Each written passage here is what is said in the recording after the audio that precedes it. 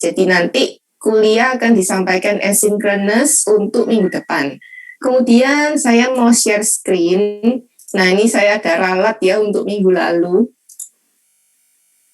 Pantesan kok pas ngajar ada yang aneh. Jadi ini minggu lalu saya ada yang keliru ya. Sebentar, saya besarkan dulu. Nah, di sini minggu lalu kan dijelaskan bahwa yang kalau misalkan tujuan, kita mau memikirkan tujuan, kita harus memikirkan tujuan itu bukan tujuan secara yang luas gitu ya. Tujuannya itu tidak umum, tapi lebih ke tujuan yang spesifik. Nah, ini narrow dan broad-nya ini terbalik ya. Jadi ini betul. Yang ini tujuan yang umum. Kemudian kita untuk berpikir kreatif, kita harus memikirkan tujuan yang khusus. Jadi ini contoh tujuan umum ya. Siswa dapat mengikuti pembelajaran daring. Nah, ini kan terlalu luas. Lalu yang terlalu umum. Jadi kita harus memikirkan yang lebih spesifik, lebih sempit lagi. Siswa mengikuti pembelajaran daring dengan lancar. Kemudian lebih spesifik lagi, siswa dapat mengikuti pembelajaran daring dengan lancar serta hemat kuota. Nah, ini kan lebih spesifik ya. Harusnya ini terbalik. Jadi yang betul adalah seperti ini ya. Ini sudah saya revisi di ULS. Jadi saya sudah upload PDF yang sudah saya revisi. Jadi kita tidak berpikir secara broad atau luas, tapi kita berpikir secara spesifik atau sempit. Seperti ini ya. Jadi cuman ini aja sih yang kebalik kemarin. Gitu ya. Nah, itu aja sih revisinya. Jadi ini terbalik untuk yang minggu lalu. Nah, sekarang kita akan mulai saja. Ini. Kita akan mulai saja untuk penyampaian materinya. User-centered design. Di mana kita memakai filosofi ini ya di dalam mendesain produk interaktif, di mana setiap proses desain itu fokusnya ke user, berpusat ke user. Kita ambil data, kita fokus ke user, kita mau bikin ide, fokusnya ke user, atau kita bisa pakai figure storming, jadi memikirkan suatu individu atau suatu figur, kemudian kita berdiskusi mengenai figur tersebut. Intinya karena pada akhirnya produk interaktif tersebut akan digunakan oleh user, kemudian membuat user nyaman dengan produk yang kita buat, membuat user senang dengan produk yang dibuat, pada akhirnya experience-nya yang diinginkan adalah experience yang positif, maka dari itu user-centered design ini dilakukan ya dalam perancangan produk interaktif. Untuk hari ini ada 3 bagian yang akan dibahas. Yang pertama, kognitif aspek, yaitu membahas atau mempelajari atau melihat bagaimana manusia belajar. Jadi manusia belajar itu bisa dengan apa saja. Kemudian yang kedua, kita akan membahas user segmentation. Jadi kita melihat ada bermacam tipe user untuk perancangan produk interaktif. Kemudian yang ketiga, nah ini lanjutan dari minggu lalu. Jadi minggu lalu kan dari data gathering, membuat persona, buat task analysis, kemudian membuat journey map. Gitu ya. Jadi hari ini ada 3 bagian yang akan kita bahas. Kita akan mulai dari pembahasan pertama, yaitu kognitif aspek. Apa itu kognitif aspek atau aspek kognitif ya? Jadi kognitif itu tentang bagaimana mempelajari cara manusia belajar. Belajar apa? Ya belajar segala sesuatu ya, termasuk mendapatkan pengetahuan, kemudian pemahaman, pemikiran. Nah, melalui panca indera. Jadi dia belajar melalui panca indera. Contohnya belajar renang ya. Jadi kalau belajar renang itu panca indera yang digunakan apa? Oh, indera perasa, indera vision, penglihatan. Jadi kita lihat, oh itu airnya di mana, setinggi apa, terus di depan kita itu ada apa gitu ya. Lalu garis pembatasnya sampai di mana, kita mau nabrak dinding apa enggak, kayak gitu. Kemudian indera penciuman, kita atur pernafasan gitu ya. Oh kalau kita tarik nafas, tentunya bukan di dalam air, tapi di atas air gitu. Terus kita keluarkan buang nafasnya itu di dalam air, dan seterusnya. Jadi belajarnya melalui panca indera. Kemudian belajar apalagi? Belajar alat musik. Kita pakai panca indera juga. Kita pakai indera yang namanya sentuhan, kayak gitu, kulit ya. Kemudian indera pendengar tentunya. Kita dengarkan misalkan melodi tertentu, terus kita bisa transfer itu ke permainan alat musik. Itu ya. Lalu vision juga bisa. Jadi kita melihat alat musiknya. Jadi seperti itu ya. Atau belajar dari pengalaman, kayak misalkan ada pengalaman yang buruk, kita bisa belajar dari situ, lalu kita tidak mengulangi lagi. Jadi itulah aspek kognitif. Lalu kita bisa tahu kalau misalkan, oh ini warnanya putih, ini warnanya hitam, ini warnanya apa gitu ya. Terus kita bisa tahu kalau oranye itu campuran dari kuning dan juga merah gitu. Dari mana? Dari proses kognitif yang kita lalui sepanjang hidup. Nah, itulah kognitif aspek ya. Bagaimana mempelajari cara manusia belajar. Belajarnya ya itu mendapatkan pengetahuan itu ya. Nah, ini adalah macam-macam kognitif proses. Jadi proses kognitif itu bisa dari 6 hal ini ya. Bisa dari attention, perception, memory, language, kemudian learning, dan juga higher reasoning. Kita akan lihat satu persatu, mulai dari attention. Attention itu apa sih? Attention itu adalah perhatian. Jadi kita memberikan seluruh perhatian kita terhadap sesuatu. Attention adalah berkonsentrasi terhadap suatu benda atau suatu hal pada suatu waktu gitu ya. Jadi misalkan kita sedang main game, tentunya kita konsennya kemana? Konsennya ke layar, ke suaranya, ke gamenya yang kita main itu ya. Nggak mungkin kita konsen ke suara AC misalkan. Jadi attention itu adalah kita konsentrasi terhadap suatu hal. Sama halnya kalau kita masak ya. Kita masak misalkan bikin telur ceplok deh. Kita akan konsen ke kompornya. Nggak mungkin kita konsen ke hal lain kayak gitu. Nah itu kemampuan kita untuk konsentrasi ya. Kecuali kita ceplok telur sambil pegang HP, main sosial media, ngecek Instagram atau Twitter atau apapun. Tentu kita konsennya dibagi dua gitu ya. Oh, aku konsennya ke HP kayak gitu.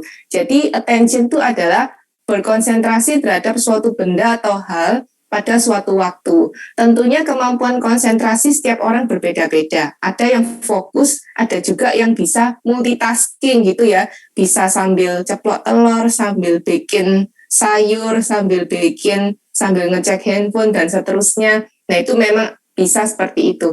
Tapi pada intinya orang tuh pasti akan memfokuskan terhadap satu hal tersebut ya. Dan attention ini biasanya melibatkan penglihatan dan juga pendengaran. Jadi kalau penglihatan itu kita fokus ngeliatin benda tersebut, layar tersebut, atau pendengaran. Jadi kalau pendengaran itu ya kita tahu ya, kita menerima inputan suara tuh dari mana-mana. Satu dari ini misalkan kuliah daring ini ya, kuliah online. 2 dari suara AC. 3 mungkin dari suara musik tetangga mungkin ya. Nah kita bisa memilih gitu ya, kita mau mendengarkan yang mana sebenarnya kayak gitu. Kemudian contoh lagi misalkan di ruang kelas ya, atau di ruang seminar deh, saya sering juga datang ke seminar yang fisik ya, conference gitu, kiri kanan ada orang gitu, kemudian kan ada pembicaranya di depan, kemudian sebelah saya ngajak ngobrol, dia tuh ngomong apa sih kayak gitu, kemudian kamu ngerti nggak sih maksudnya. Nah, ada bermacam-macam input pendengaran, tapi kita bisa pilih, kita mau konsen ke depan, atau konsen ke sebelah kita, atau konsen ke, mungkin kita pakai headset di satu telinga gitu ya, kita dengerin podcast, bayangkan, di seminar, diajak ngobrol sama sebelah, terus kita dengerin podcast. Nah, kita bisa memilih, mau konsen yang mana, itu bisa. Itu namanya attention. Jadi setiap orang memiliki kemampuan untuk berkonsentrasi terhadap sesuatu, apa yang dia lihat maupun yang dia dengar.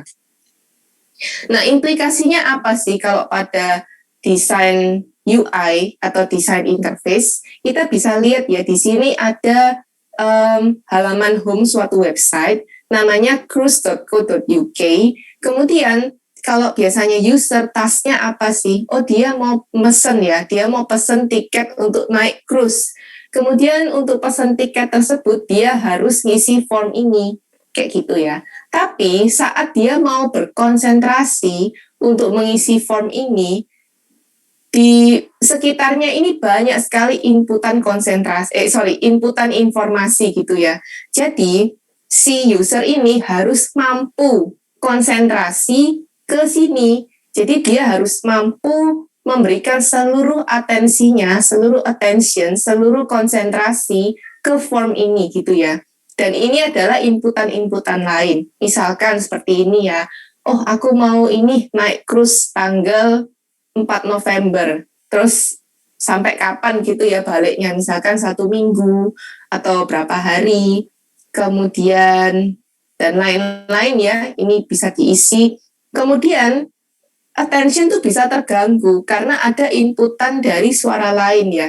Kayak misalkan ini ada gambar susu nih, aku belum minum susu, nanti aku mau buka Tokopedia, mau beli susu. Misalkan seperti itu. Jadi dia bisa sih membagi atensinya, tapi dia tetap harus berkonsentrasi seperti ini. Nah, bagusnya gimana?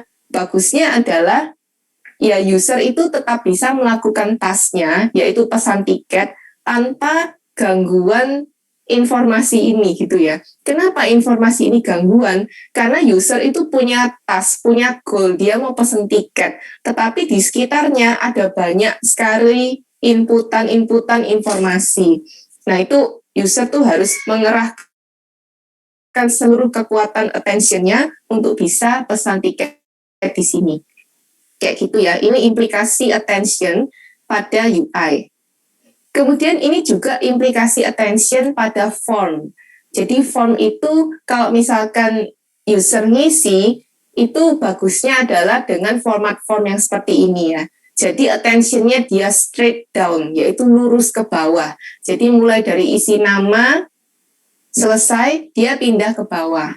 Email, dia pindah ke bawah. Password, kemudian pindah lagi, konfirmasi password, kemudian pilih kontak, mau dikontak pakai apa, kemudian endingnya adalah di bawah. Kenapa yang kanan ini bad? Karena attention-nya tuh zigzag gitu ya. Mulai dari first name, terus kanannya email, jadi nggak related gitu ya. Tapi kalau misalkan ini first name, ini last name, itu boleh karena relate ya. Kemudian bawah password, read type password harusnya di bawah gitu. Karena kalau zigzag gini, attention-nya tuh bisa pokoknya tidak sebagus ini gitu ya. Attention-nya bisa dia mengeluarkan energi lebih untuk memperhatikan hal-hal ini. Akibatnya apa? Dia kayak bisa salah input atau dia kayak mikirnya lebih keras gitu ya untuk mengisi form ini. Tapi kalau misalkan pakai ini, dia akan lebih mudah gitu ya untuk mengisi form ini. Akibatnya dia merasa pengisian form ini mudah. Kayak gitu, dia di lain hari dia nggak males lagi ngisi seperti ini. Tapi kalau yang ini dia akan apa ya, kayak merasa terbebani untuk mengisi form seperti ini. Nah, itu attention ya. Cara belajar atau proses kognitif yang pertama. Kemudian proses kognitif itu juga bisa dari perception. Setiap orang memiliki persepsi yang berbeda-beda tentunya. Contohnya kita lihat di ilustrasi ini ya. Jadi kalau dari persepsi orang ini, perahu itu adalah pertolongan gitu ya, karena dia nggak bisa kemana-mana. Tapi kalau dari persepsi sini, apa ya, ini pulau ini adalah pertolongan karena dia sudah terapung di laut dan dia nggak bisa kemana-mana. Lalu dia menemukan pulau, ini adalah pertolongan. Jadi mana yang benar itu tergantung persepsi. Gambar ini menunjukkan setiap orang memiliki persepsi yang berbeda-beda. Implikasinya adalah ke icon, karena kalau misalkan suatu bentuk visual, terus kita bisa tahu, oh ini wifi, kemudian ini apa, itu dari persepsi setiap orang gitu ya. Jadi ini sangat penting ya untuk bisa mendesain icon yang baik, karena kalau enggak, persepsi orang tuh bisa berbeda untuk setiap icon ini. Jadi misalkan ini IT support, kemudian ikonnya seperti ini. Nah ini kan kurang tepat ya. Orang bisa memiliki persepsi, loh ini kan WiFi, kok ini IT support gitu. Terus ini personalize kok ikonnya kayak gini ya. Ini kayak apakah ini zoom di muka kayak gitu, zoom in gitu ya. Kemudian job board. Nah ini apa ini? Koper. Kemudian internal audit. Kenapa kok buku-buku seperti ini? Ini kayak koleksi buku ya. Lalu department kayak gitu. Apa ini? Apakah ini talking chair atau rocking chair, kursi goyang yang bisa bicara? Kayak gini ya. Nah, lebih parah lagi kalau misalkan labelnya ini dihilangkan, tinggal ikonnya aja. Nah, akan menimbulkan persepsi yang salah. Berikutnya memori. Nah, untuk memori ini, manusia memiliki keterbatasan memori ya. Jadi manusia tidak mungkin ingat segalanya. Dia punya memori dan dia juga punya kelebihan, bisa memfilter dan juga mengeluarkan informasi. Jadi informasi yang masuk itu disaring, kemudian dia bisa menggali-gali informasi untuk mengingat sesuatu. Jadi proses ingatan diawali dari encoding ya. Encoding itu adalah proses menata informasi yang masuk ke otak manusia. Contohnya, seseorang mendengarkan lagu. Jadi lagu dari penyanyi X, kemudian melodinya seperti ini, iramanya seperti ini, lalu liriknya seperti ini, penyanyinya adalah ini. Lalu dia dengerin lagu itu, lalu lagu itu diingat. Nah, itu adalah proses encoding. Jadi kalau nama artisnya seperti ini masuk ke bagian sini, muka artisnya masuk bagian sini, video klipnya, cuplikan-cuplikan klipnya masuk di bagian sini, liriknya masuk di bagian sini, kemudian irama lagunya masuk di bagian yang sini. Jadi ketika manusia menerima informasi itu, informasi tersebut diproses, di-encode dulu, ditata dulu, baiknya disimpan di struktur yang mana, karena otak kita kan kayak jaringan gitu ya, dia punya struktur, lalu informasinya disimpan di bagian-bagian yang berbeda. Lalu dilanjutkan dengan memperoleh pengetahuan kayak gitu dari penerimaan informasi tersebut ya. Kemudian ada yang namanya recognition dan juga recall. Kalau recognition itu lebih bagus daripada recall, karena recognition itu kita kayak mengenali gitu ya. Kalau recall itu lebih susah, karena kita harus mengingat-ingat suatu informasi. Jadi contohnya lagu tadi ya, kita misalkan mau menebak, aduh lagu ini penyanyinya siapa ya? Nah, kita mulai melakukan proses recall. Kita mulai menebak-nebak, ini sebentar, saya ingat-ingat cuplikan dari video klipnya seperti ini. Terus muka penyanyinya seperti ini, sebentar. Namanya siapa ya? Kayaknya ini rilisnya bareng sama ini.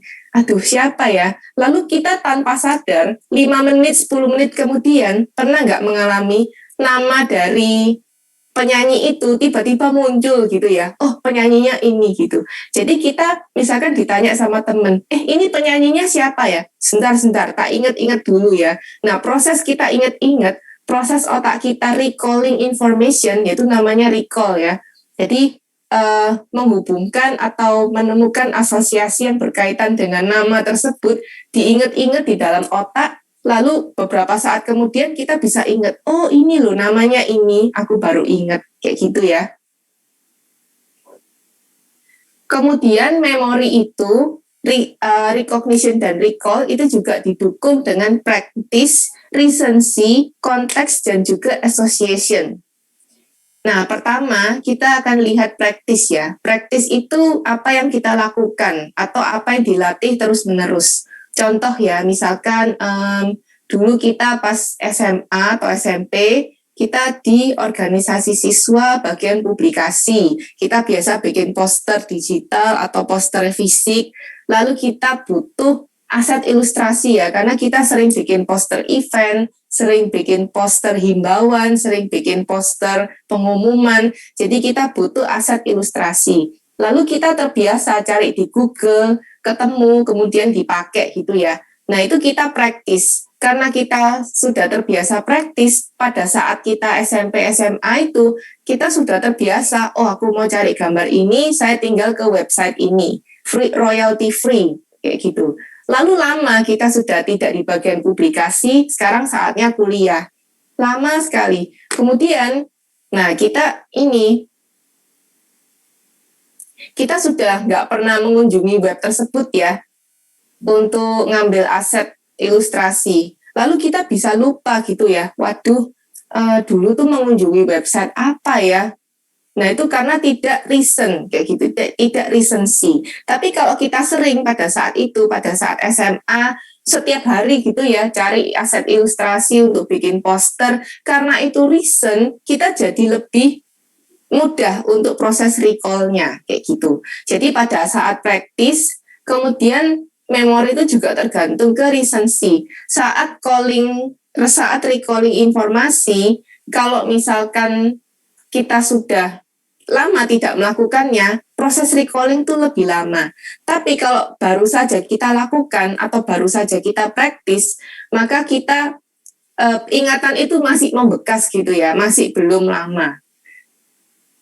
Kemudian konteks, kayak gitu. Misalkan kita cari informasi itu tadi, nah konteksnya apa? Konteksnya adalah butuh ilustrasi yang membantu menyampaikan pesan. Jadi misalkan kita cari gambar yang berhubungan dengan seminar, berhubungan dengan teknologi. Jadi itu konteksnya apa? Kemudian asosiasi. Jadi hal-hal yang berasosiasi dengan poster.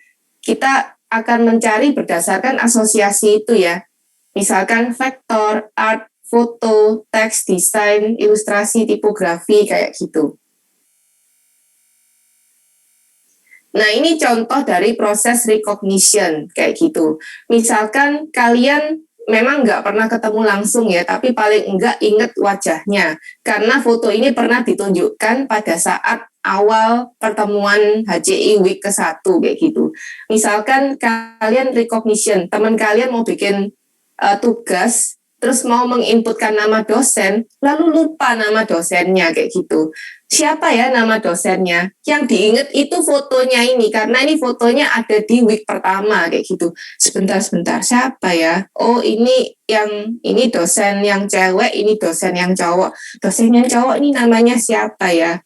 Lupa, akhirnya diingat-ingat, lupa namanya. Lalu kita recall gitu ya informasi. Kita cuman kenal, ini tuh ada cue-nya ya, ada petunjuknya, ada kayak ada petunjuknya gitu ya wajahnya. Tapi kalau tidak ada petunjuknya, kita akan recall berdasarkan informasi yang kita punya kayak gitu.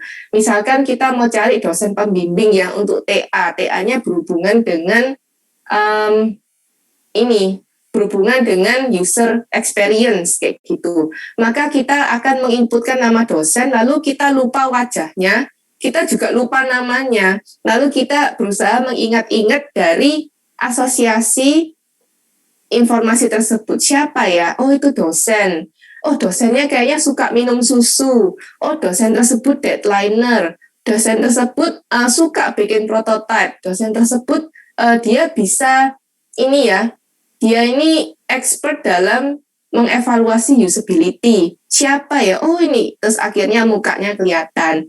Terus kemudian, oh, dosennya cewek. Terus dia desainer UI UX, dia suka masak sih sepertinya. Lalu dia suka kasih project.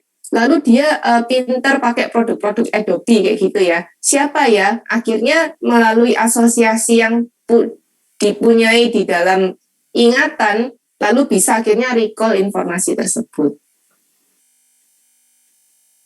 Nah, sekarang manakah yang lebih bagus, recognition atau recall? Tadi di awal kita sudah bahas ya, bahwa recognition itu memiliki kelebihan. Jadi yang lebih bagus adalah recognition, kayak gitu. Bedanya apa? Bedanya adalah jumlah dari cues atau petunjuk ya, yang bisa membantu membantu memori kita, membantu proses recalling, kayak gitu. Kalau recall itu cues-nya itu lebih sedikit daripada recognition. Jadi recognition itu lebih mudah daripada recall karena melibatkan banyak petunjuk ya. Ini adalah contoh klasik recognition di UI, login screen. Jadi kalau login screen itu kira-kira semua UI-nya itu seperti ini ya. Jadi atas ini pasti username, bawah password, kemudian ada tombol yang berbeda mencolok gitu ya. Ini pasti proses login atau proses sign in kayak gitu. Jadi ini workflow-nya sudah seperti ini. Kalau misalkan diganti-ganti, itu berarti kita menghilangkan queues-nya. Nah, ini adalah petunjuk ya kalau user itu harus mengisikan username, password, dan juga memencet tombol login di sini. Kemudian ini juga recognition di search engine, kayak gitu. Jadi kalau misalkan kita habis search apa ya, kita habis search, misalkan ini, merek masker terbaik gitu ya misalkan. Nah terus habis gitu, atau kita search tentang judul film tertentu, mungkin yang susah untuk diketik gitu ya, maksudnya susah untuk diingat, kita ketikkan, terus akhirnya search. Lalu besoknya kita mau search lagi. Nah, kita kan mengingat-ingat, aduh kemarin judulnya apa ya? Tapi di sini ada suggestion. Nah, dari suggestion ini termasuk recognize. Oh, kemarin saya search yang ini, jadi tinggal pilih ya dari option ini. Jadi ini adalah contoh yang bagus untuk recognition di UI. Tanpa suggestion ini, dia akan recall terus, aduh kemarin aku search apa ya. Tapi karena ada suggestion, nah ini usernya tinggal memilih dia kemarin search yang mana.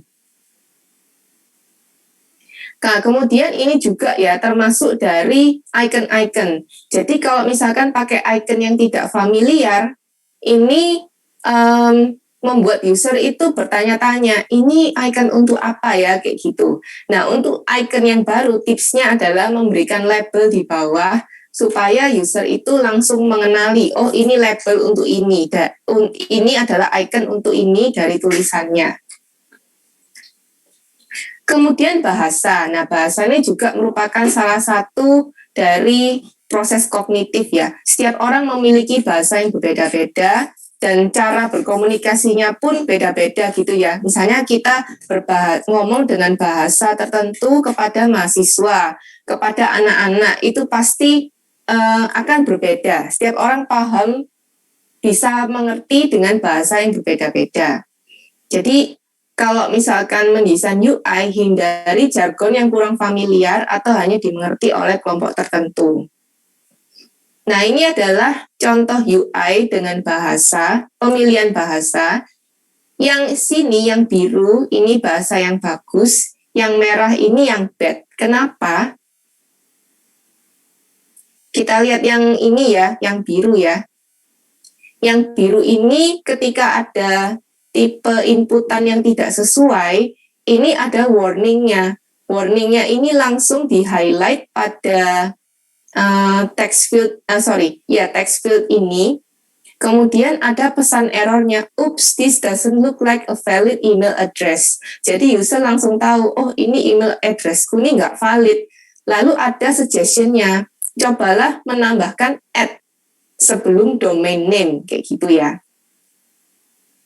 Nah, kalau yang bad ini, dia tidak menandai yang mana yang error, kemudian pesan errornya kayak validation fault, format doesn't match database, kayak gitu.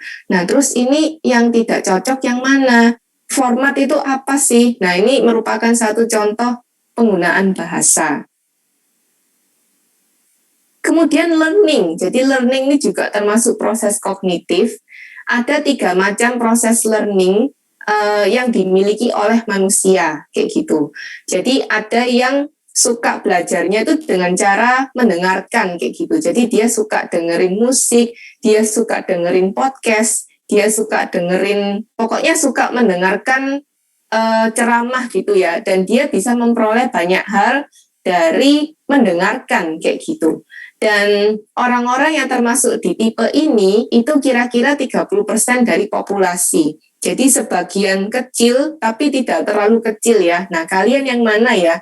Apakah yang auditory, apakah yang visual, apakah yang kinestetik? Kayak gitu. Jadi kalau kalian tipe belajarnya yang ini, kalian akan dengan mudah belajar itu dari pendengaran. Jadi informasi yang masuk itu bagusnya dari pendengaran. Kemudian yang paling banyak ada di populasi ini adalah visual learner. Jadi visual learner ini adalah orang-orang yang suka belajarnya itu inputannya adalah dari visual. Jadi misalkan ada suatu konsep ya, ada suatu pembahasan. Kalau pembahasannya itu dijabarkan pakai infografis, pakai icon, pakai ilustrasi, itu akan lebih mudah diserap, akan lebih mudah dimasukkan atau membekas di memori gitu ya. Dan orang-orang yang dengan tipe belajar ini biasanya lebih rapi kayak gitu. Jadi dia punya meja belajar atau meja kerja atau di rumahnya dia tuh biasa rapi gitu ya, catatannya rapi, buku-bukunya rapi. Kemudian pokoknya dia paling males kalau berantakan, dia akan biasanya progres gitu ya, dia akan menunda-nunda kerja project, dia rapi-rapi dulu. Pernah nggak kalian kayak gitu? Jadi oke, aku mau kerja tugas sekarang, tapi kok mejaku berantakan ya, aku bersih-bersih dulu deh kayak gitu. Jadi itu salah satu kriteria dari visual learner. Kemudian yang terakhir, nah ini adalah kinesthetic learner, learning by doing gitu. Kinesthetic itu paling sedikit sih di populasi, kira-kira dalam populasi itu dia cuma 5% dan dia senang belajar dengan melakukan itu kayak gitu. Jadi misalkan main musik ya, dia suka nyoba-nyoba, dia suka main terus latihan, praktis-praktis sampai akhirnya dia bisa. Jadi seperti itu ya. Ini adalah 3 macam tipe pembelajaran di manusia kayak gitu. Maka dari itu UI itu biasanya mengakomodasi visual itu yang nomor 1. Jadi bagaimana layout, penempatan menu, kemudian icon itu dibuat yang informatif dan juga familiar kayak gitu. Kemudian auditory itu yang nomor 2. Jadi kayak apa ya? Welcome note kayak gitu. Kemudian kalau ada nada error, terus apalagi ya, notifikasi pesan, terus kemudian notifikasi, bukan notifikasi sih, kayak suara yang timbul ketika kita buang sesuatu di tempat sampah, itu selain ada icon, selain ada action, juga auditory. Lalu kinestetik itu yang terakhir ya. Jadi kinestetik itu yaitu tadi dia mempelajari sesuatu dari apa yang dia rasakan, kayak gitu. Jadi feedback yang berupa kinestetik, haptic feedback itu masih sangat sedikit ya, walaupun memang banyak digunakan di game, tapi kalau untuk produk interaktif pada umumnya, kinestetik ini porsinya paling sedikit, paling banyak itu yang visual. Nah, kemudian tipe kognitif yang terakhir ini adalah higher reasoning, pemikiran yang lebih tinggi. Jadi tidak hanya sekedar dia ingat sesuatu, dia bisa tahu, oh ini merah, ini kuning, ini biru, oh ini icon untuk wifi, ini icon untuk save, ini apa, dan seterusnya. Tapi higher reasoning itu pemikiran yang lebih tinggi. Jadi kayak misalkan dia memutuskan dia mau ngapain, itu dia sudah tahu resikonya apa. Jadi pilihannya apa, resikonya apa, konsekuensinya apa, kayak gitu ya. Jadi misalkan hari ini saya mau pagi saya mau belajar, siang saya mau masak, sore saya mau main game. Dan dia tahu konsekuensinya, oh deadline tugas masih lama, terus aku nggak ada disuruh mama apa-apa sih, jadi aku bebas menentukan apa yang saya mau lakukan hari ini. Jadi itu higher reasoning. Dia tahu konsekuensi yang dia lakukan apa. Demikian juga saat berinteraksi dengan interface. Jadi dia mengenali interface tersebut, dia sudah tahu kalau dia menekan ini apa konsekuensinya gitu ya, sudah paham dengan workflow suatu interface. Kemudian higher listening ini juga melibatkan proses dengan kesadaran ya, conscious. Jadi dia sadar apa yang dia lakukan. Lalu dia juga bisa diskusi dengan yang lain atau diskusi dengan diri sendiri ya tentang suatu artefak. Jadi dia mendiskusikan tentang suatu artefak kayak produk interaktif, peta, buku, bolpen, dan juga kertas misalkan. Kemudian high reasoning ini mungkin melibatkan dalam skenario yang berbeda. Jadi misalkan untuk mengambil keputusan pilihan mana yang paling baik. Nah, itu tadi adalah 6 proses kognitif ya, yang bisa kita lihat di mana user tuh memiliki memori yang terbatas. Kemudian kalau desain interface itu kita harus bantu user untuk fokus, untuk konsentrasi, untuk memiliki atensi gitu ya, memaksimalkan atensi. Jadi cognitive load-nya itu bisa sedikit gitu loh. Jadi kalau cognitive load sedikit itu artinya penggunaan interface yang lebih mudah.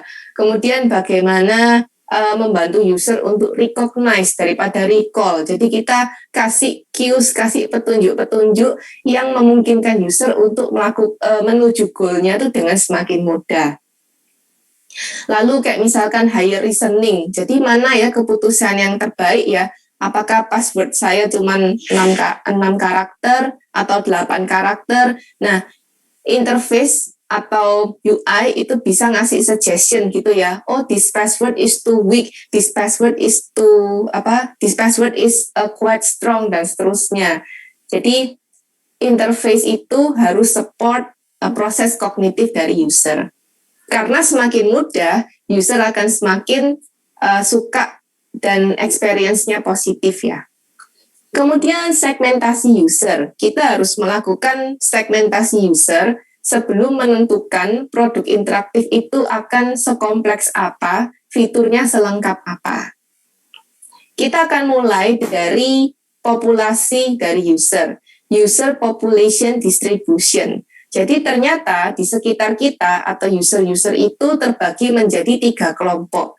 Yang pertama adalah power user, computer literate, dan everyone else. Kita bisa lihat bahwa power user ini luasnya sedikit. Lalu yang kedua computer literate, kayak gini.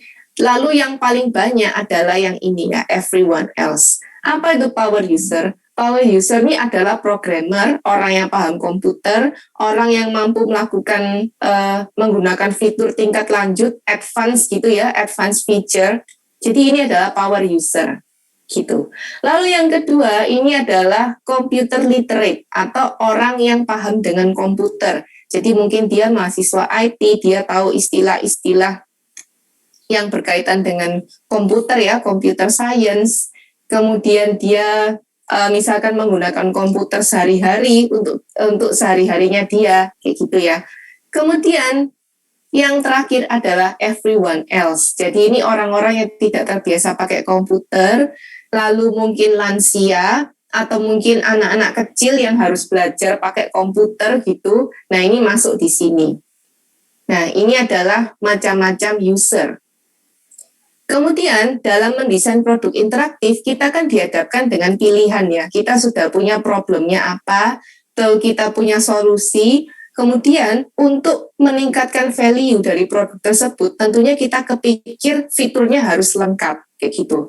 Tapi semakin lengkap fitur, berarti penggunaannya juga akan semakin kompleks ya. Karena untuk mengakses fitur tersebut harus ada menu misalkan, harus ada button dan sebagainya. Jadi kalau misalkan fitur lebih banyak, itu artinya menambah kompleksitas dari interface tersebut. Nah, user willingness atau kemauan user kerelaan user untuk belajar atau mempelajari cara penggunaan produk interaktif tersebut, itu adalah faktor yang paling penting dari seberapa kompleks, dari kita bisa menentukan seberapa kompleks produk interaktif yang akan didesain gitu. Contohnya game aja deh.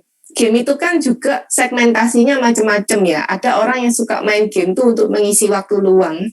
Ada yang memang orang tuh suka main game. Ada yang pro player kayak gitu ya. Jadi pemain game itu segmentasinya juga macam-macam. Nah, kita bisa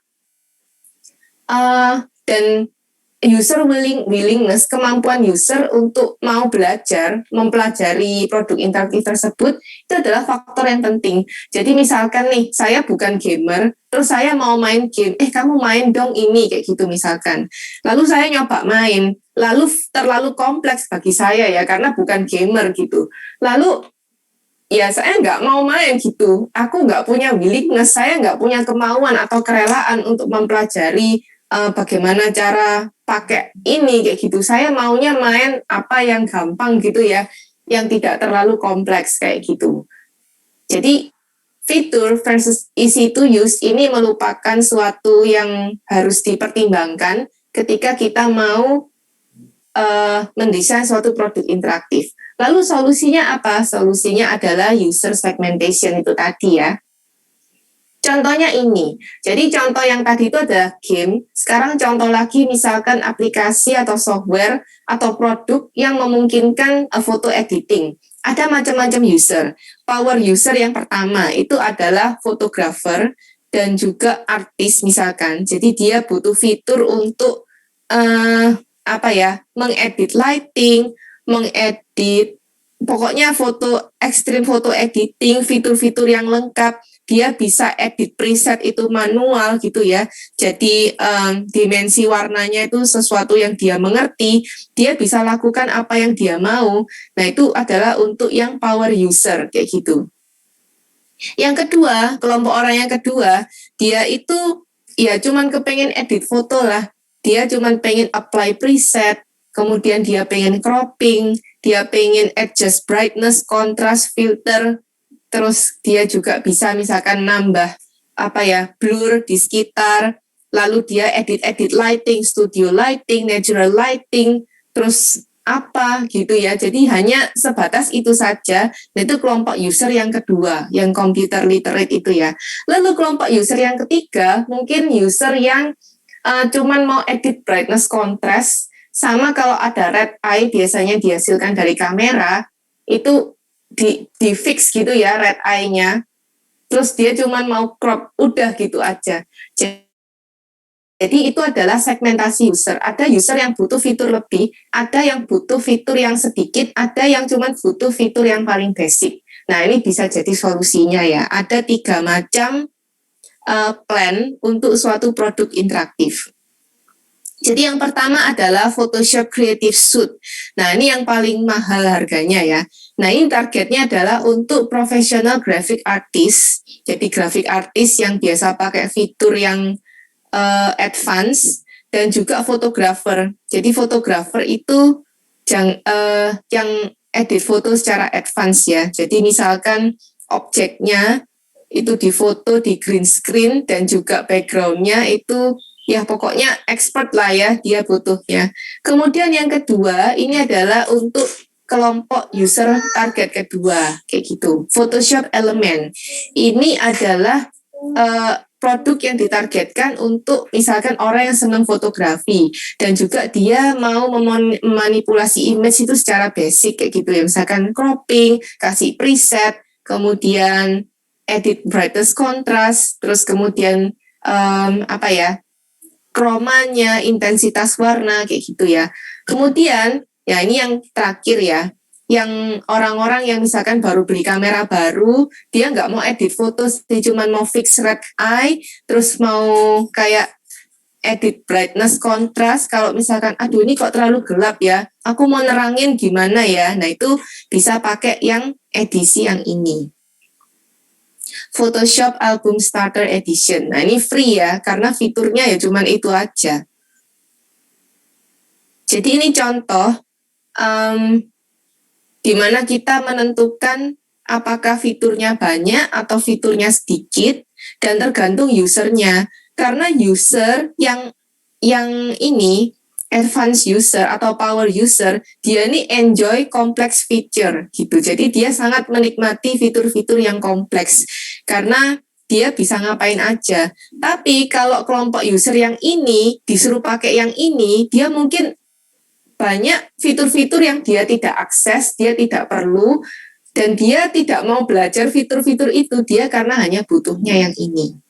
Itu ya untuk user segmentation. Sampai di sini apakah ada yang mau bertanya?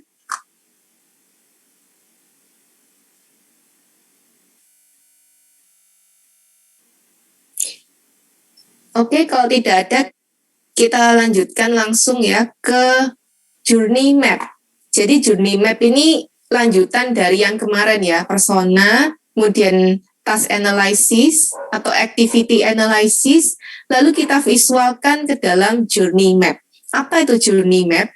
Journey map ini merupakan satu strategi dari data gathering yang melibatkan user. Journey map itu adalah suatu visualisasi dari suatu proses. Jadi ada proses divisualkan. Proses apa? Proses dalam seseorang mencapai goalnya. Jadi kemarin contohnya goalnya adalah belajar daring. Prosesnya gimana sih? Nah, itu dibentuk visualisasi. Dibentuk yang namanya journey map seperti ini. Nah, ini kan semacam infografis ya. Jadi dalam bentuk visual. Jadi kita bisa melihat secara visual ya, secara jelas fase-fasenya apa saja, kemudian emotionnya, behavior yang dialami itu apa, lalu kita bisa tuliskan peluang dan juga internal ownership.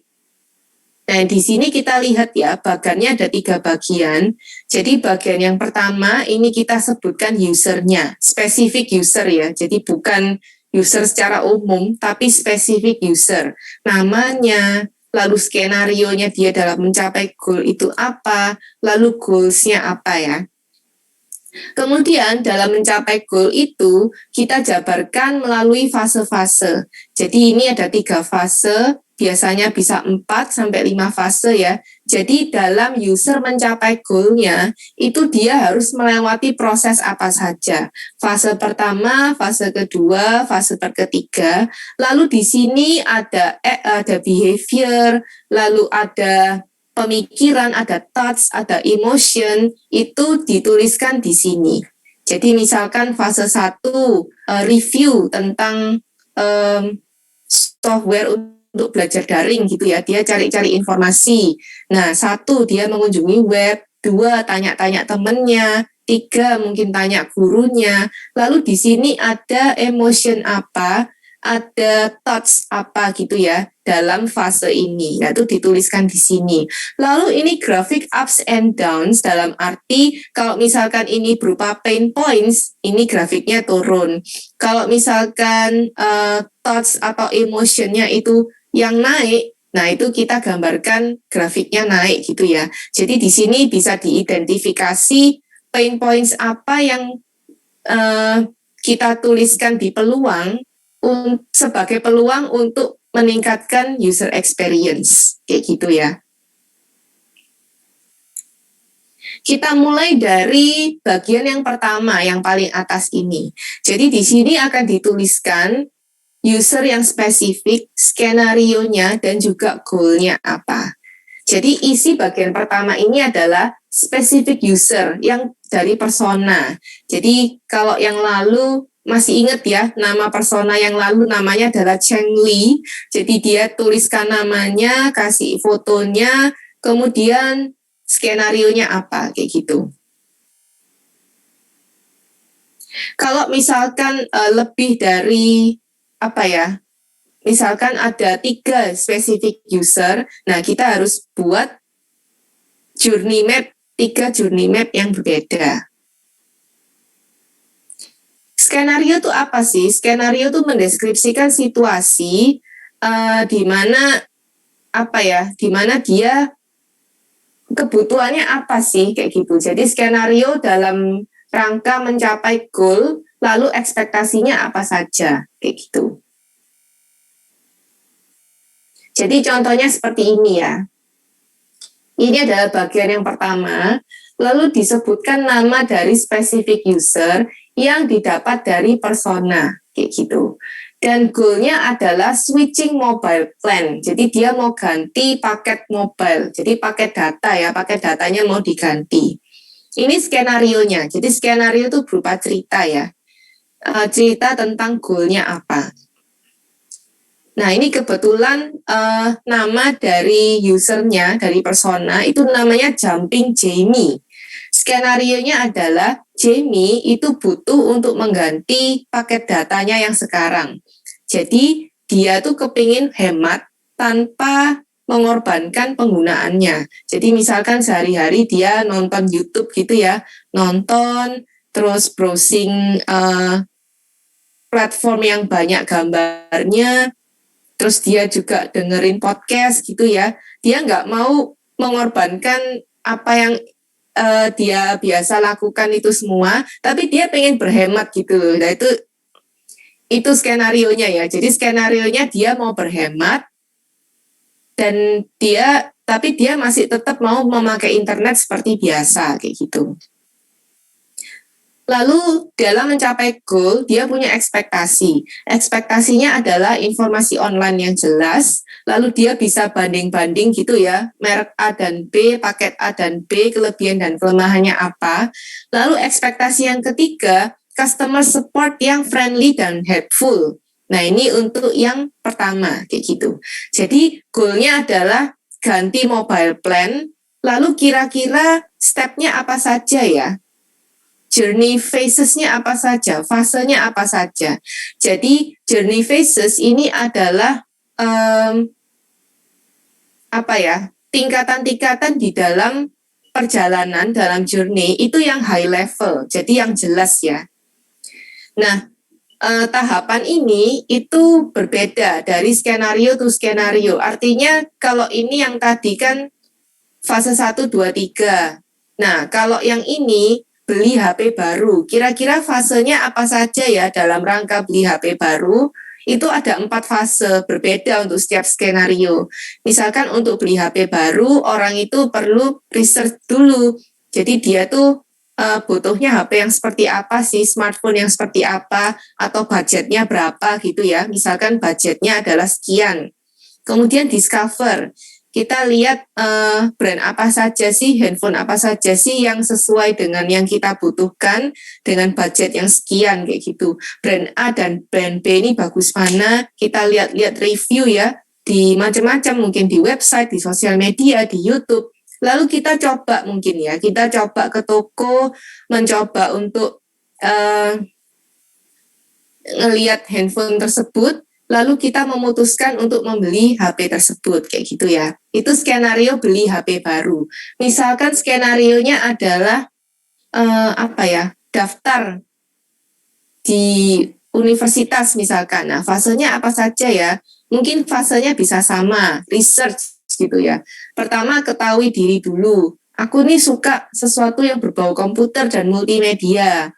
Kira-kira universitas apa ya yang ada program studi multimedia atau informatika atau ilmu komputer, lalu kita ketemukan, oh universitasnya ini. Kemudian mulai dipelajari kurikulumnya apa, kemudian universitasnya di mana, nanti kalau aku kuliah di sini akomodasinya gimana, transportasinya bagaimana, didiscover. Kemudian setelah cari-cari informasi, tanya sana sini, mungkin kita banding-banding gitu ya, kita lihat mata kuliahnya terus dibandingkan.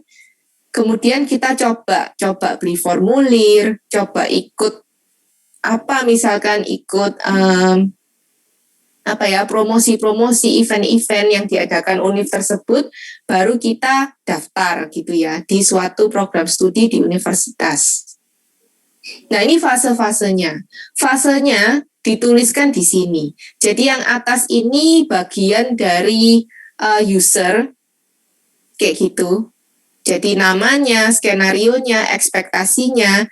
Yang kedua ini, bagian yang tengah ini adalah fase-fase yang high level, jadi yang jelas. Define, compare, negotiate, select. Jadi ini kalau tadi contohnya beli HP baru, kalau ini adalah contoh switching mobile plan, ganti paket data, karena yang selama ini kurang hemat gitu ya, dia mau berhemat.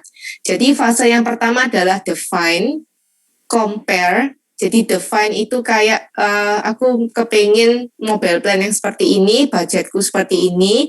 Lalu compare itu membanding-bandingkan. Lalu negotiate, menghubungi customer service, baru dia beli ya. Dia memilih paket data yang sesuai dengan ekspektasinya dia.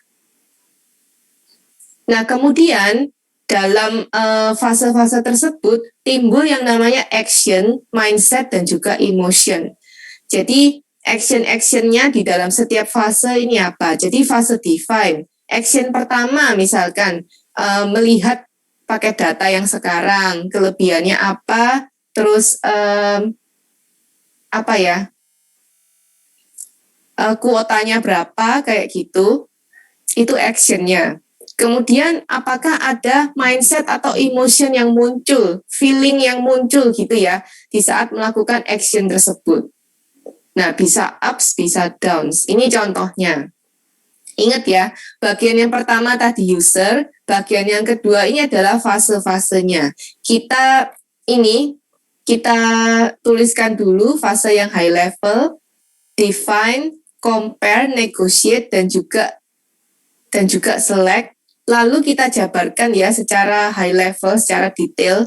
Define ini fase actionnya adalah mereview paket data saat ini. Kuotanya berapa, harganya berapa. Lalu kita menentukan, oh kayaknya aku kuota segini mungkin cukup dan harganya bisa lebih murah. Lalu emotion apa sih atau thoughts apa atau pemikiran apa yang muncul di saat fase ini. I wonder if I can pay less gitu. Jadi mungkin user ini pada fase ini dia berandai-andai ya. Aku sangat pengen untuk berhemat. Jadi aku bisa bayar lebih murah. Kayak gitu. Kemudian masuk pada fase compare. Jadi pada saat comparing, dia membanding-bandingkan, mungkin dia akan melihat iklan TV, dia lihat review-review di YouTube, dia lihat review di website, dia mencari provider-provider yang sesuai dengan keinginannya. Kemudian yaitu lihat website kayak gitu. Nah, pada saat comparing itu apa yang dia rasakan? Oh, ini kayaknya paling bagus ya. That offer seems like a better deal. Kemudian saat dia comparing, kok kayaknya bingung ya compare ini itu. Lalu muncullah perasaan, aduh kok susah ya compare. Aku akan telepon deh ke customer service-nya. Mulai masuk pada fase negotiate. Nah, ini mungkin dia telepon ya. Aku kalau ganti paket ini gimana? Apakah cocok dengan aktivitasku sekarang? Lalu dia menelpon beberapa provider ya, jadi kompetitornya juga ditelepon untuk nego. Apa yang bisa dia tawarkan? Lalu di sini muncullah emotion. Oke deh, aku pasti akan ganti deh provider karena yang lama ini terlalu mahal kayak gitu. Lalu masuk pada fase yang terakhir yaitu fase memilih. Dia memutuskan untuk memilih paket data tersebut ya. Lalu dilihat di sini ada ups and downs. Jadi emosi yang happy itu nanti kita gambarkan dengan grafik yang naik. Emosi yang turun yang kayak ini, aduh kenapa ini susah, kita gambarkan dengan grafik yang turun. Jadi ini adalah bentuk visualisasi ya, yang high level, yang jelas, yang detail dari proses untuk switching mobile plan. Kita detailkan di sini. Nah, baru dari sini kita bisa menuliskan peluang-peluang apa sih yang bisa kita wujudkan untuk meningkatkan user experience. Opportunities gitu, diikuti dengan konteks seperti ownership dan juga metric. Nah, ini adalah insight yang didapat dari mapping ini tadi, membuat visualisasi ini. Kemudian bagaimana opportunities di sini kita tuliskan bagaimana user experience itu bisa dioptimalkan. Jadi contohnya ini ya, peluangnya adalah bagaimana membuat perbandingan antara perusahaan-perusahaan yang menawarkan paket-paket data untuk user kayak gitu. Jadi kita bisa compare kuotanya segini, kecepatannya segini, terus bonus-bonusnya apa. Jadi itu mungkin ada satu platform atau produk interaktif yang memungkinkan dia bisa compare gitu ya, apa saja yang ditawarkan oleh provider tersebut. Kemudian kita untuk meningkatkan atau mengoptimalkan user experience, kita bisa breakdown ya plan-nya itu ke jumlah jumlah dolar atau rupiah gitu ya. Jadi misalkan kuota sekian itu nilainya berapa rupiah, kecepatan sekian nilainya berapa rupiah. Jadi dia bisa tahu gitu ya, oh ini mahal karena high speed kayak gitu. Jadi lebih jelas informasinya.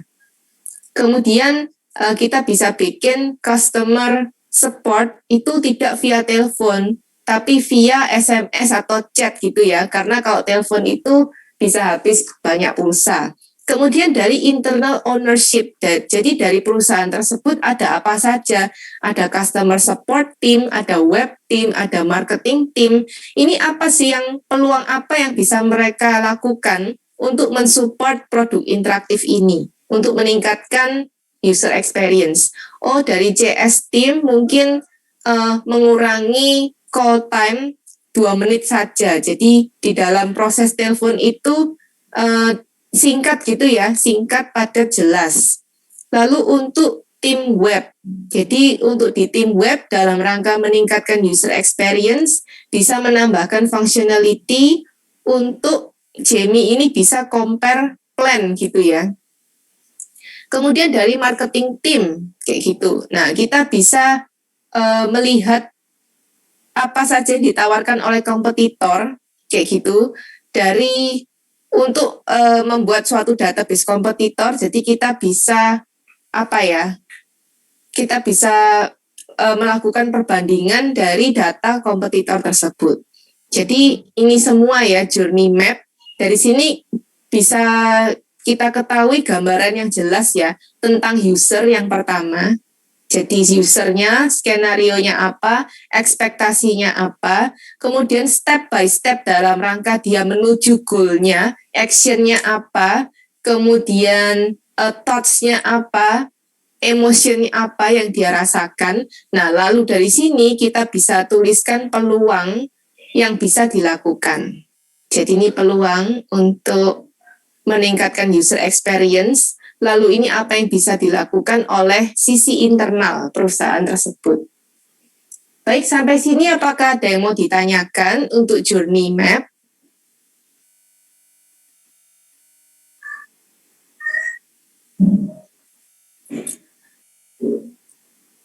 Tidak ada yang mau bertanya? Baik, sebelum kita fun quiz, saya minta kalian semua menyalakan mic ya. Mikrofonnya tolong dinyalakan semuanya. Karena saya mau ada pertanyaan dan kalian harus jawab secara cepat kayak gitu. Semakin cepat semakin baik. Jadi secepat-cepatnya ya, kalian jawabnya barengan. Oke, turn semuanya.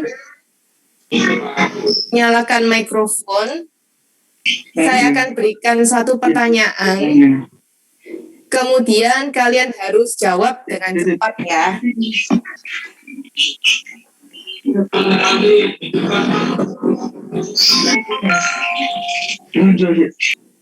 Oke, sudah semua.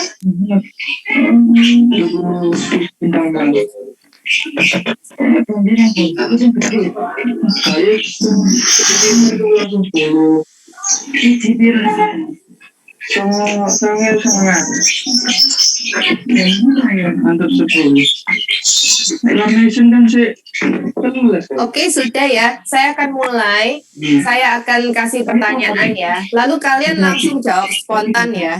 Pertanyaan saya gampang kok. Semuanya pasti bisa jawab. Jadi pertanyaannya adalah, tolong didengarkan ya pertanyaannya. Iya, pertanyaan saya adalah sapi minumnya apa? Air.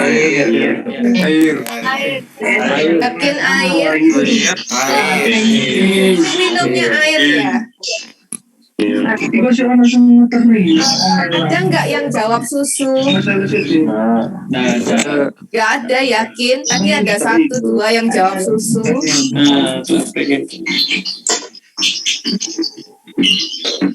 Oke, ya udah, terima kasih. Sudah itu aja pertanyaan saya. Oke. Nah, jadi itu adalah contoh dari konsentrasi ya yang kalian berikan. Oke, saya akan mute semuanya sekarang. Ya. Jadi ini hasilnya berbeda-beda di kelas yang berbeda ya. Kalau kalian konsen ke pertanyaannya, kalian mampu konsentrasi penuh dengan pertanyaan yang saya berikan gitu ya. Karena ada beberapa kelas, karena kelas HCI kan banyak ya. semester lalu 2, lalu semester ini ada 4, kayak gitu, dan mungkin respon yang diberikan berbeda. Untuk kelas HCI yang lalu, saat saya tanya sapi minumnya apa, semuanya jawab susu gitu ya. Karena dia mungkin konsentrasinya tidak pada pertanyaan, tapi dia ada konsentrasi ke hal lain. Jadi ketika dia nyambungnya sapi, dia itu akan recall gitu ya, recall informasi yang ada di memori. Karena informasi asosiasinya sapi itu dengan apa sih? Ya dengan susu ya, karena susu sapi kayak gitu. Dia terbiasa minum susu sapi. Dan juga dari tadi, kalau kalian sadar, ya, saya memberikan learning gitu ya ke kalian semua. Jadi melalui visual. Jadi saya kasih gambar susu di sini. Nah, di sini. Ayo mana lagi? Ada yang ingat nggak ya gambar susu? Terus di mana lagi ya? Di website. Nah, ini juga di Compare itu juga ada susu. Iya. Di sini ini ada Garfield berenang, tapi berenangnya di susu ya. Terus di sini ya di awal. Masih ingat ya ternyata. Ini enjoy drinking milk. Terus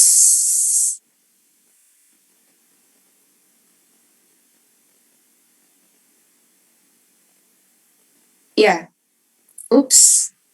Nah, jadi seperti itu ya. Kalau yang lalu saya ngajar di satu kelas itu jawabnya susu semua. Nah, kalian ini jawabnya air semua. Jadi beda audience itu beda ya. Nanti saya akan coba cek ke kelas lainnya, tapi jangan dikasih tahu pertanyaan saya, nanti nggak seru ya. Kalian juga bisa coba ke orang-orang rumah ya. Coba tanya ke adik kalian atau kakak kalian atau mama atau papa kayak gitu. Misalkan mama sapi itu minumnya apa gitu. Gitu ya. Nah itu tadi cuman percobaan dan ternyata saya gagal untuk ngerjain, nggak apa-apa. Kita akan mulai ke fun quiz ya sekarang. Tapi sebelum fun quiz saya mau mengumumkan tugas yang persona dulu. Nah ini adalah tugas class engagement ya. Bikin persona, lalu kalian pilih salah satu skenario di bawah ini. Jadi skenarionya yang pertama ada siswa SMA mau melanjutkan studi ke jenjang S1. Yang kedua ada mahasiswa mau beli laptop baru. Yang ketiga mahasiswa mau belajar pemrograman. Yang keempat ada seseorang pengen liburan, kemana ya enaknya. Nah ini kalian pilih dari 4 skenario di sini. Misalkan kalian pilih yang ini ya, pingin liburan kemana ya enaknya. Nah, kemudian buatlah persona. Jadi coba latihan bikin persona dari skenario yang dipilih.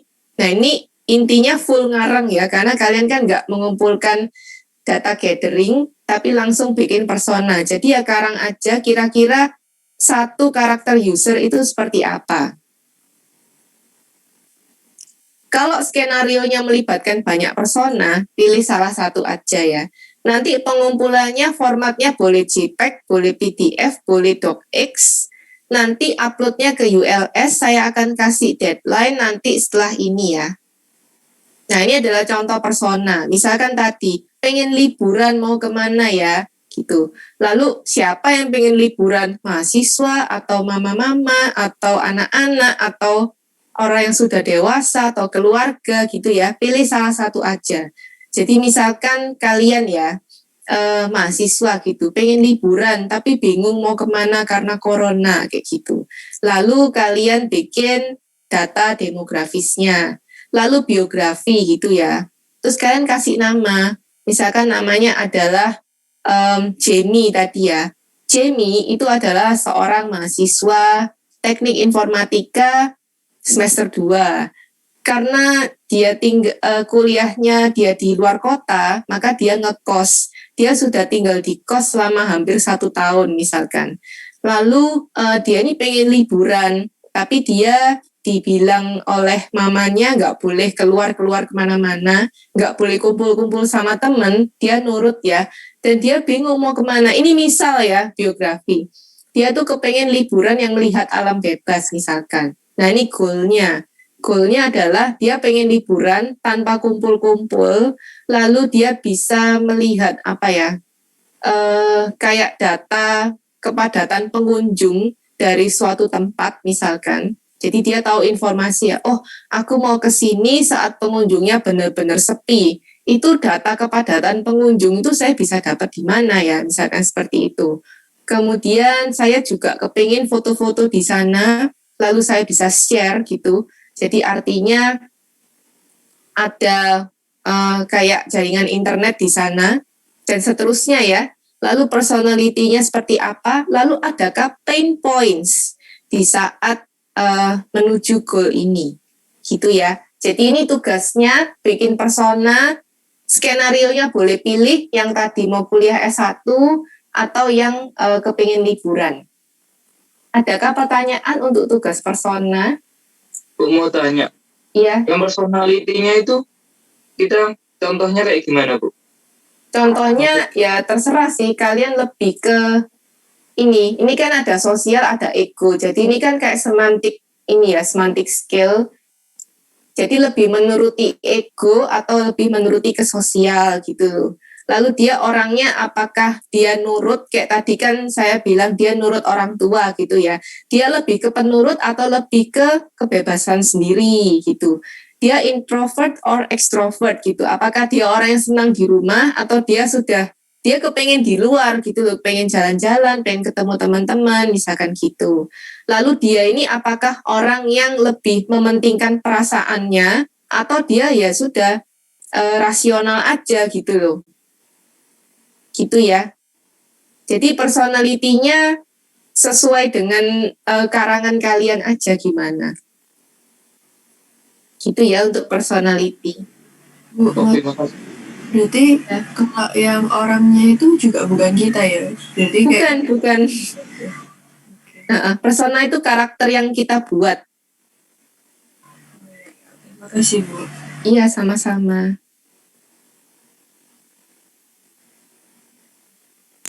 Isi Bu. Iya. Iya, silakan Gede. Korena tadi duluan ya. Nah, apa Gede, kamu dulu aja nih, Bang. Oh, oke. Bu, ini sebenarnya kita bikin karakternya benar-benar ngarang ya Bu ya. Iya. Karakter fiktif terus journey map-nya nggak usah kan Bu? Kenapa apanya? Journey map enggak kan Bu? Oh enggak, cuman persona aja. Oh, oke. Thank you Bu. Sama-sama. Silakan Renat. Bu, mohon maaf tadi saya putus-putus. Tadi itu kan ada 4 itu tinggal pilih salah satu aja kan? Iya betul. Ini ya, Oh, 4 oke. ini pilih salah satu. Oke, mohon maaf Bu tadi putus-putus soalnya. Oh iya nggak apa-apa.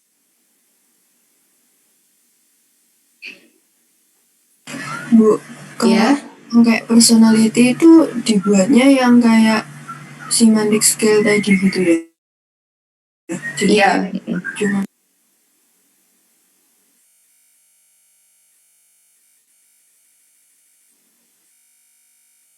Nggak ada lagi yang mau bertanya. Ya, saya Bu, Ya Natasha. bahasa yang dipakai.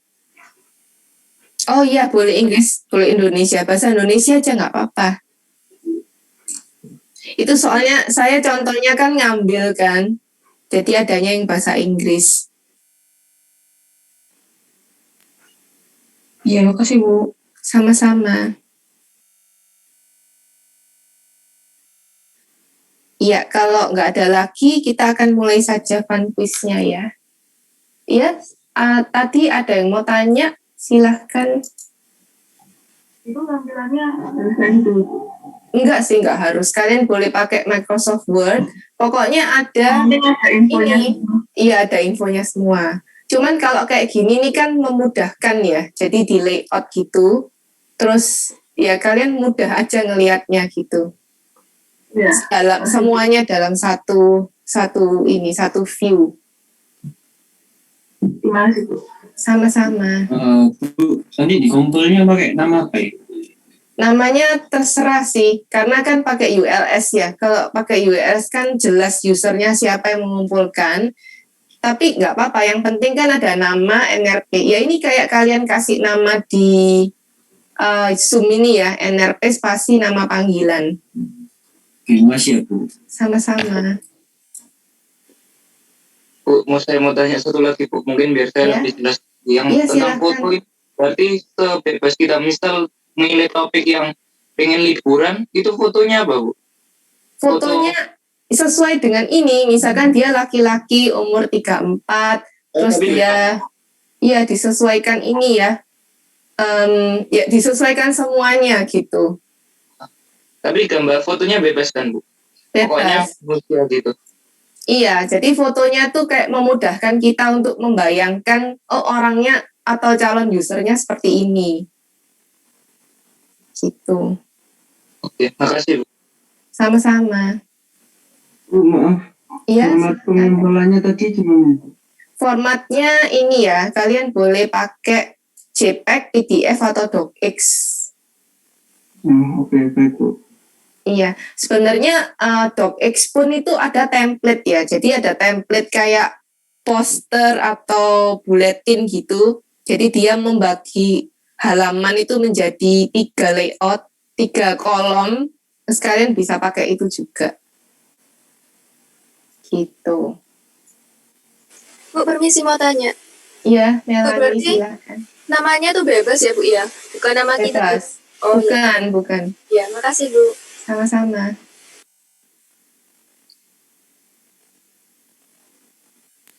Bu, sama satu lagi, untuk yang personality itu apa skalanya harus pakai yang kayak gitu atau bebas kita Bu? Bebas sih, bebas.